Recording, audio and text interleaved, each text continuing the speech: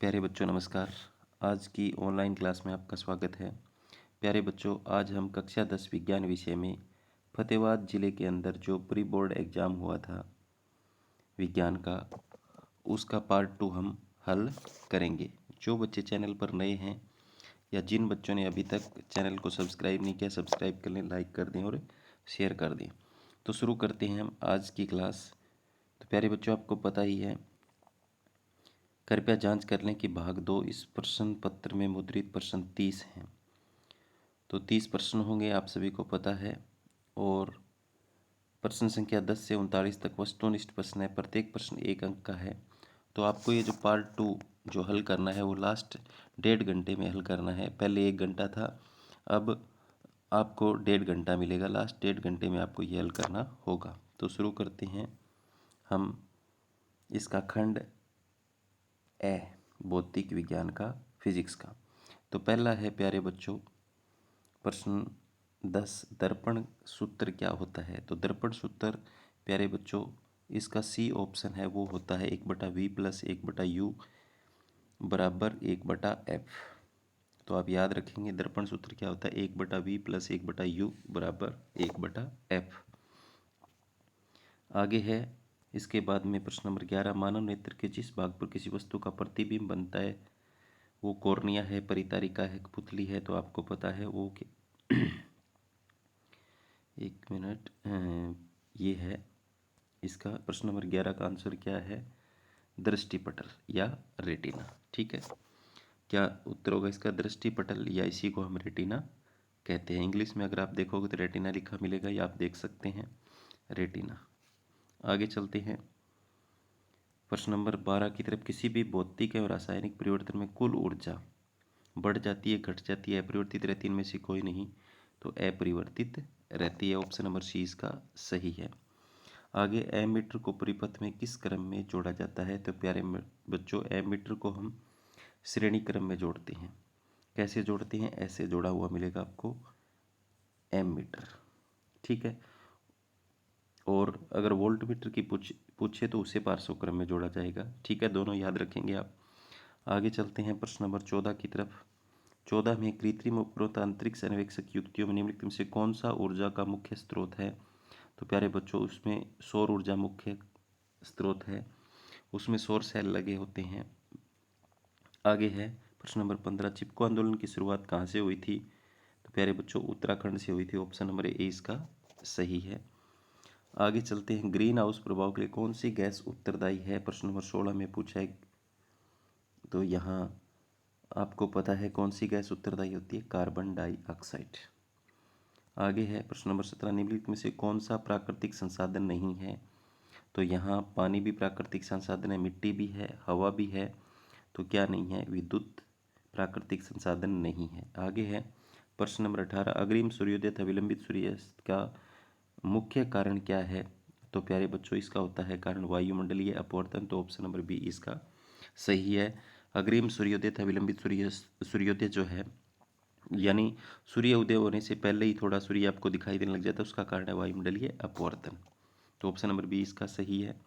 आगे है मोमबत्ती के जलने पर रासायनिक ऊर्जा परिवर्तित हो जाती है। तो उसमें ऊर्जा में भी परिवर्तित होती है और प्रकाशीय ऊर्जा में परिवर्तित होती है। तो सी ऑप्शन हो जाएगा, ए और बी दोनों। आगे चलते हैं खंड ब यानी रसायन विज्ञान के प्रश्न। इसमें है, अपच का उपचार करने के लिए किस औषधि का उपयोग होता है। तो अपच में प्यारे बच्चों, आपके उदर के अंदर हाइड्रोक्लोरिक अम्ल यानी अम्ल अति अम्लता हो जाती है। तो एंटीसिड लेते हैं हम, क्या लेते हैं, एंटीसिड, जैसे मिल्की ऑफ मैग्नीशिया। आगे है, निम्न रासायनिक अभिक्रिया में कौन सा अभिकारक अपचयित हो रहा है। अगर उपचयित होगा तो ऑक्सीजन जुड़ेगी, अपचयित होगा तो ऑक्सीजन हटेगी। तो आप देख सकते हैं यहाँ पर जिंक ऑक्साइड से ऑक्सीजन हट रही है, जिंक बन रहा है। अगर उपचयित का पूछे तो कार्बन आ जाता, अपचयित का पूछा है तो जिंक ऑक्साइड आ जाएगा। आगे प्रश्न नंबर 22, तन्यता किसे कहते हैं। तो प्यारे बच्चों, आपको पता ही है, धातुओं का पतले तारों के रूप में खींचना क्या कहलाता है, तन्यता कहलाता है। उभयधर्मी ऑक्साइड किसे कहते हैं, ऐसे ऑक्साइड जो अम्लीय और क्षारीय दोनों व्यवहार दर्शाते हैं। तो उन्हें क्या कहते हैं, उभयधर्मी ऑक्साइड। जैसे एल्युमिनियम ऑक्साइड जो होता है वो उभयधर्मी ऑक्साइड होता है। खाना बनाते समय यदि बर्तन की तली बाहर से काली हो रही तो इसका मतलब क्या है? तो इसका मतलब साफ है, ईंधन पूरी तरह से नहीं जल रहा है। ऑप्शन बी इसका सही हो जाएगा। प्यारे बच्चों आगे चलते हैं। बुझे हुए चूने का रासायनिक सूत्र क्या है? तो बिना बुझा हुआ चूने तो होता है CaO, लेकिन जब बुझ जाता है तो क्या बन जाता है? CaOH2 की होल ट्वाइस यानी कैल्शियम हाइड्रोक्साइड बन जाता है। प्रश्न नंबर 26 है, कार्बन की संयोजकता कितनी होती है? तो प्यारे बच्चों कार्बन के बाह्य कोश में 4 होते हैं, तो संयोजकता कितनी होती है? 4। आगे है, संपीड़ित प्राकृतिक गैस का मुख्य घटक क्या होता है? तो प्यारे बच्चों होता है मीथेन। क्या होता है? मीथेन। आगे है खंड सी, इसमें सारे जीव विज्ञान के प्रश्न हैं। डीएनए का पूरा नाम क्या होता है? तो डीएनए का पूरा नाम होता है डीऑक्सीराइबो न्यूक्लिक अम्ल। ऑप्शन नंबर ए इसका सही हो जाएगा। आगे है प्रश्न नंबर 29, प्रकाश संश्लेषण के लिए आवश्यक कच्ची सामग्री कौन सी है? तो प्यारे बच्चों सी ऑप्शन सही हो जाएगा, कार्बन डाइऑक्साइड और पानी होता है। तो आगे चलते हैं प्रश्न नंबर 30 की तरफ। अलैंगिक जनन बीजाणु द्वारा होता है, अमीबा में, प्लाज्मोडियम में, राइजोपस हाइड्रा में। तो प्यारे बच्चों किस में होता है? राइजोपस में होता है। अमीबा में द्विखंड होता है।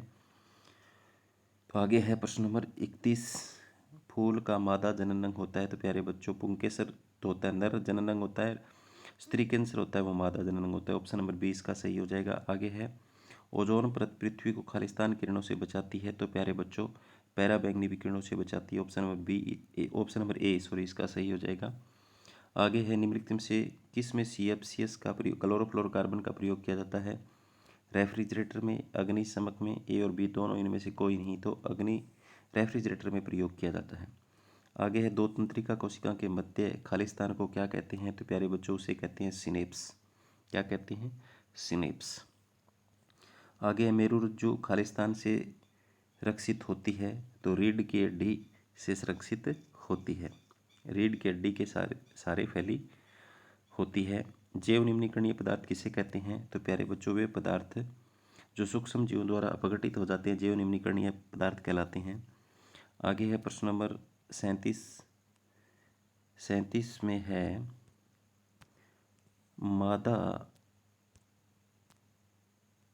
मानव मादा में लैंगिक गुणसूत्र। तो मादा के अंदर प्यारे बच्चों XX होते हैं। क्या होते हैं? XX। अगर नर का पूछे तो XY हो जाता है। ठीक है। आगे है, स्वपोषी सौर प्रकाश में निहित सौर ऊर्जा को खालिस्तान ऊर्जा में बदल देते हैं, तो रासायनिक ऊर्जा में बदल देते हैं। माता पिता से संतति में गुणों का हस्तांतरण क्या कहलाता है? तो प्यारे बच्चों उसे कहते हैं वंशानुक्रम। क्या कहते हैं? वंशानुक्रम। तो इसमें आ जाएगा वंशानुक्रम।